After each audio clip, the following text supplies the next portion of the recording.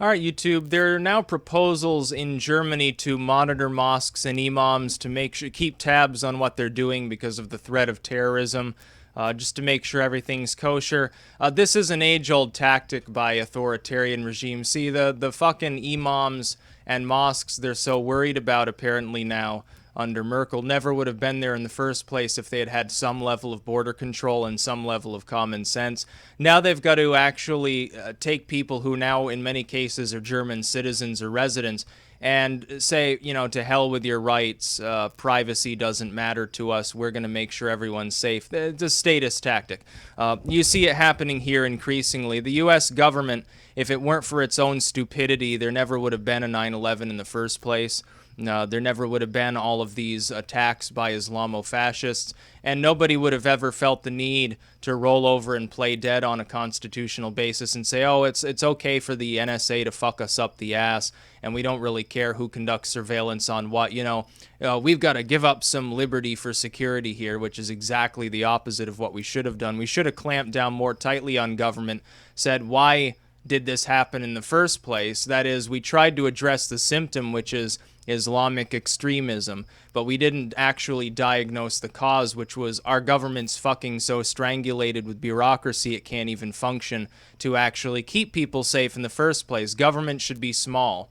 It should be able to fit within the boundaries of the Constitution. In Germany, of course, they don't have a long track record of really caring about people's rights. They're really more subjects or slaves than they are citizens. But at the same time, you don't see this problem among the actual native German people. You see this problem among newcomers like first-generation individuals or outright migrants, so-called refugees that are really economic migrants. They'll set up shop, and you find that mosque is preaching terrorism. They destroyed a mosque, I think, a month ago in Russia. It was filled with explosives and weapons, number one. Number two, the only reason they investigated it is because there was extremism coming out of it, and they just burned it to the ground because they're like, to hell with this bullcrap. And that's really the way that business should be conducted. If there's an inkling that there are people who are gearing up to be like theocratic militants, I would say this in the United States too, because the United States is not a theocracy, including churches and synagogues, not just mosques. If there's reason to believe that there's extremism going on there, yeah, you should look into that. If you find evidence of it, burn it to the fucking ground and don't give it a chance to fester any longer. To hell with the so-called freedom of religion, which does not include the right to, kill other people, destroy other people, attempt to overthrow the secular democratic government of the United States. The same is true in Germany. They never would have had this problem from the get-go. A little bit of border control goes a long way. That's why I have to differentiate myself from some purist libertarians. They're like, oh, well, we need to open the borders, whatever. And I know Gary Johnson pays lip service to this. I think libertarianism in the American sense can't even exist without border control, because your country eventually gets overwhelmed by people who don't actually function under an appreciation for that same liberty. I'm not talking about isolationism, because there are certainly a lot of people who immigrate here specifically to get away from totalitarian regimes. I'd rather see people immigrate here from totalitarian parts of the world rather than secular parts of the world like Western Europe that are shitholes at this point, where nobody really has any conception of what it means to endorse any form of capitalism, even the half-assed kind we kind of use still under corporations. They don't have an appreciation for defending themselves because they never had to until recently with migrants. And Germany is just a clusterfuck of awful. It's like I said before, Germany and Sweden are now openly competing to see who can make less sense. And the Germans right now are ahead by a fairly good length. The Swedes are going to have to catch up. Their next law would have to be mandatory, like anal dildos for cis white men or something, in order to really catch up with the Germans for the most nonsensical culture on the face of the earth. But Angela Merkel doesn't care about keeping people safe, because if she did, there would have been border control to begin with. She's one of the main figures leading the EU down the dark path of, that open border situation that used to mean, Europeans can travel around Europe and enjoy the sights, and you can, if you're living in Brussels, you can go and get fucking dinner in Paris and then come back the next day or something, and do it easily without all sorts of fees and all sorts of obstructions. We don't want walls and fences everywhere.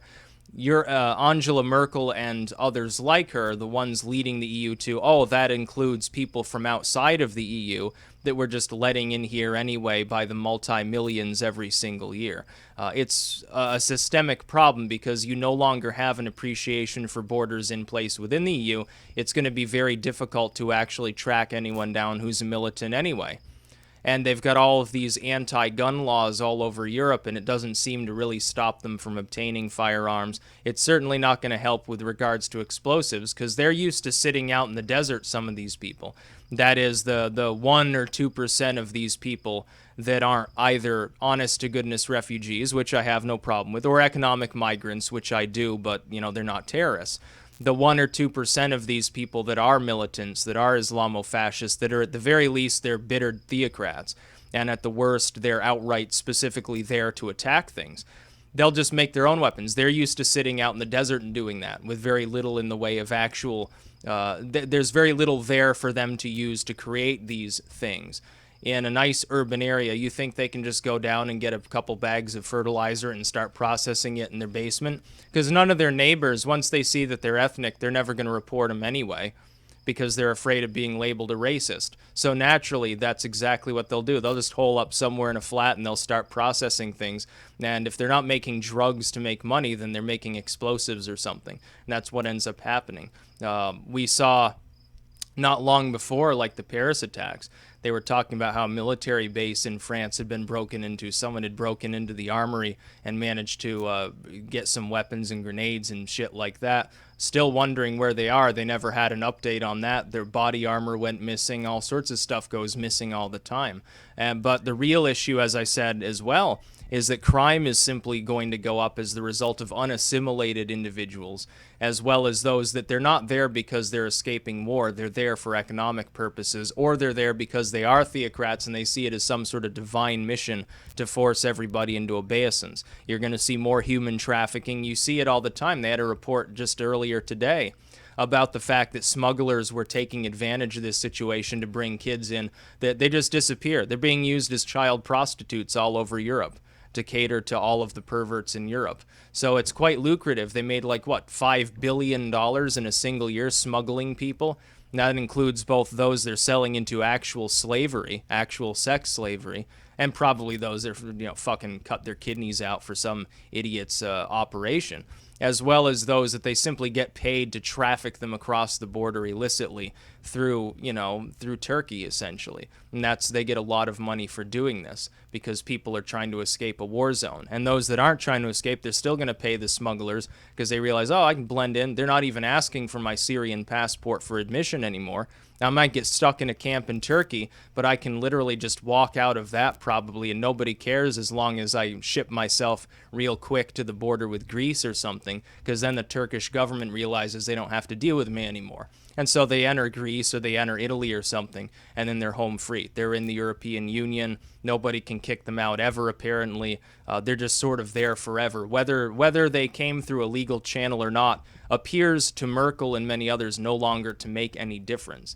And I think it's rather strange because we have our own border crisis in the United States, but we're not having to deal with the sheer mass per year of people that Europe is, especially considering where those people are from and what their ideologies tend to be. These aren't like a bunch of Yazidi and Christians fleeing genocide. Some of them are. And along with those people actually trying to flee, we're bringing the same people into Europe that they were trying to flee from in the first place. That's the problem. It's like about a month ago when I spoke about them settling Syrian refugees here in Rutland. I'd said, if these are actually Syrians actually fleeing war, I don't have a problem with that. I don't care if they're all young men at that point. The problem is Obama, like Merkel, hasn't explained how you're going to differentiate when a lot of these people, they don't have any real personal possessions. They sort of wandered across the border. How do we differentiate between someone who's actually from Syria, actually got their home hit by a mortar and now they're fleeing for their lives, and somebody who's from Pakistan or somebody who's from Somalia, who has nothing to do with that conflict whatsoever. They're just simply there for welfare, or they're a literal militant. They said, oh, I'll just take advantage of this. I'll sign up here, and then I'll get into the United States, and I'll go filter in, mingle a little bit, and then down the road, I'll blow something up. How do we know? There's the problem. If we could isolate just those that were Syrians and sometimes Iraqis and were fleeing war, I wouldn't care if we took them all and put them in just this state. I really wouldn't give a fuck at that point. The problem is we don't know. And not knowing scares most people. I think it does. I think you want to know who's moving in next door, so to speak. If a pedophile moves into your neighborhood, you expect to be warned that there's going to be a sign there or something saying this person might prey on your child, so that you know not to hire him as a fucking babysitter or something. Say, oh, go over and play in that yard, kids. I'm sure it's perfectly safe. Look at the bunny costume he's got in his window.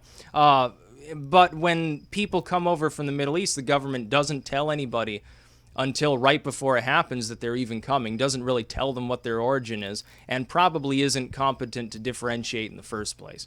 So I have my reservations about that. But I mean, Germany's screwed. They're talking about, oh, we'll conduct surveillance on these mosques.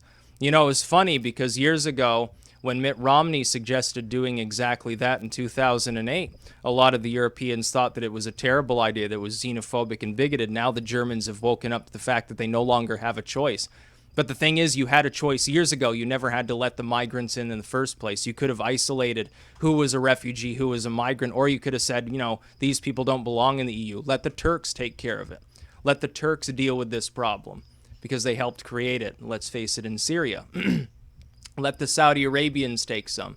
Let the Jordanians do that. Let the Israelis take 100,000 refugees. Where's their refugee quota? They're in Eurovision, which I don't know why, because they're not fucking part of Europe, aside from the fact that a lot of them are of actual European descent. Well, if they're in that, then they should be taking refugees too. What about the Russians? How many refugees will they take? So that's my thoughts. That's about all. Peace out.